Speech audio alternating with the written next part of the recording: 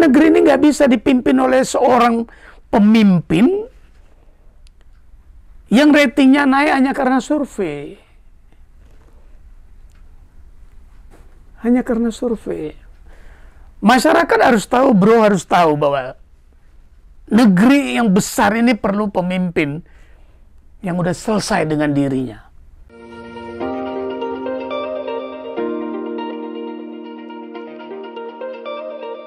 Selamat pagi Sobat Gema Pos.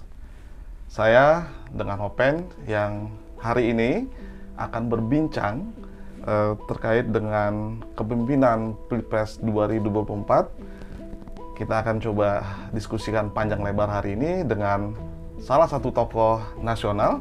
Beliau adalah Bapak Dr. A.S. Kobalen. Benar Bang ya? Benar sekali. Ya. Kita langsung aja Bang ya.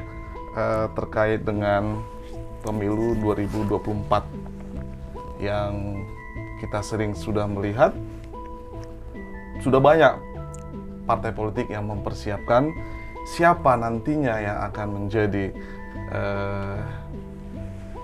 terpilih di 2024. Menurut Bang Kabalin gimana nih? Iya, terima kasih kepada kawan-kawan sahabat Gema Pos dimanapun berada. Ini topik yang menarik. Hari ini menjadi wacana di berbagai media. Yang perlu kita sadari bahwa hari ini ada dua fenomena. Satu, fenomena pertama lahirnya partai-partai baru. Kedua, munculnya warga negara, individu ataupun tokoh yang mencapreskan diri. Sebenarnya ini hal biasa. Setiap warga negara punya hak ya, dan punya keinginan.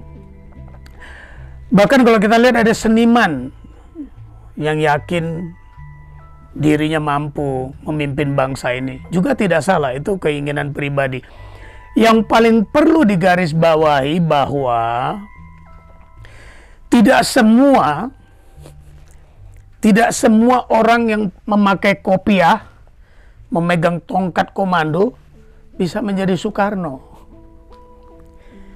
Tidak semua orang yang senyum, yang lembut, yang menunjukkan kedesaannya, tapi tegas, membuat hal-hal tidak mungkin menjadi mungkin, dekat sekali dengan rakyat, bahkan nongkrong makan bersama dengan rakyat, bisa menjadi Jokowi.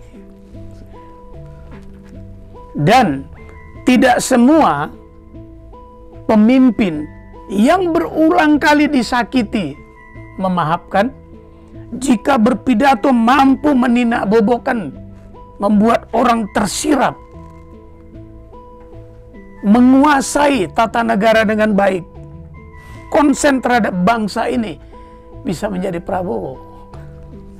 Satu lagi, tidak semua orang, walaupun perempuan, yang mampu membakar semangat jutaan orang di Indonesia, bertahan dengan segala kondisi sebagai pemimpin partai terlama di Indonesia, bisa menjadi Megawati. Jadi ini perlu disadari bahwa negara kita ini negara besar, negara yang cukup besar. Bercita-cita boleh, berkeinginan wajar, bermimpi logika. Tapi kita harus bisa mengukur diri bahwa keinginan yang kita dapat ini apakah logika? Kita ini apakah sudah masuk di sana gitu?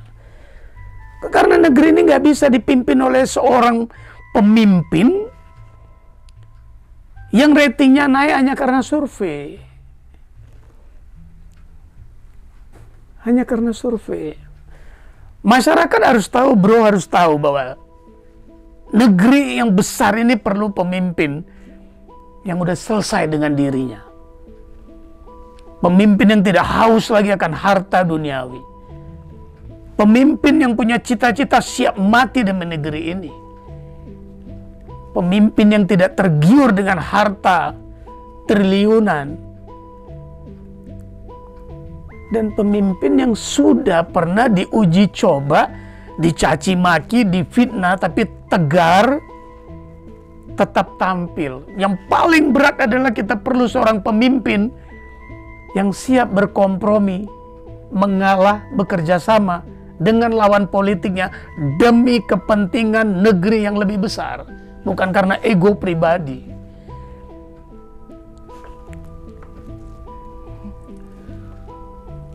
Dari semua yang Abang jabarkan tentang kriteria bahasanya Bang ya, untuk sebagai pemimpin di masa yang akan datang, yaitu 2024, kira-kira prediksi Abang siapa Bang yang layak? Kalau bicara yang layak, semua layak ya. Tapi saya sebagai anggota, sebagai kader sebuah partai, saya akan dengan tegas mengatakan pemimpin saya layak. Alangkah ironis, dan saya boleh katakan kualatlah saya sebagai kader sebuah partai yang boleh tergolong dibilang besar di negeri ini, jika saya mengatakan orang lain lebih layak. Saya mengatakan pemimpin saya layak. Simple alasannya. Saya mengatakan pemimpin saya layak karena beliau menguasai dua sistem ketahanan dan pertahanan.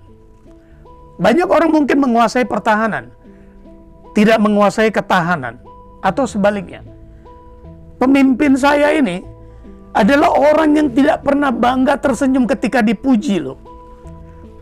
Oh ya, Bang? Saya saksi beberapa kali menyampaikan, ada salam Pak dari tokoh ini begini-gini. Oh begitu, terima kasih. Beliau tidak bangga, berarti beliau sudah lepas, sudah tidak terikat dengan pujian-pujian itu. Oh ya, terima kasih, sampaikan salam kembali. Beda dengan orang lain, begitu mendengar pujian mungkin saya dikasih hadiah.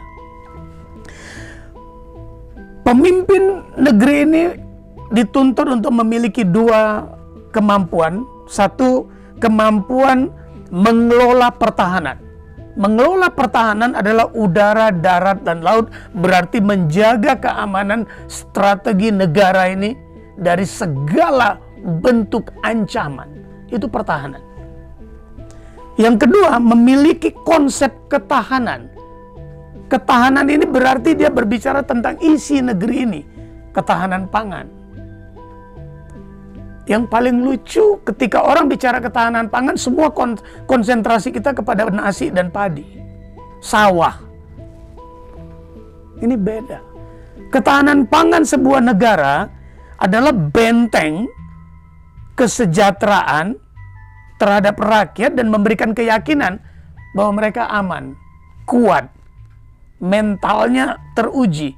Ketahanan pangan bukan hanya dalam padi. Ketahanan pangan kita harus terbentuk rapi dari berbagai unsur. Orang merendahkan singkong, tapi singkong bisa menjadi salah satu ketahanan pangan sebuah negara. Jagung, sagu,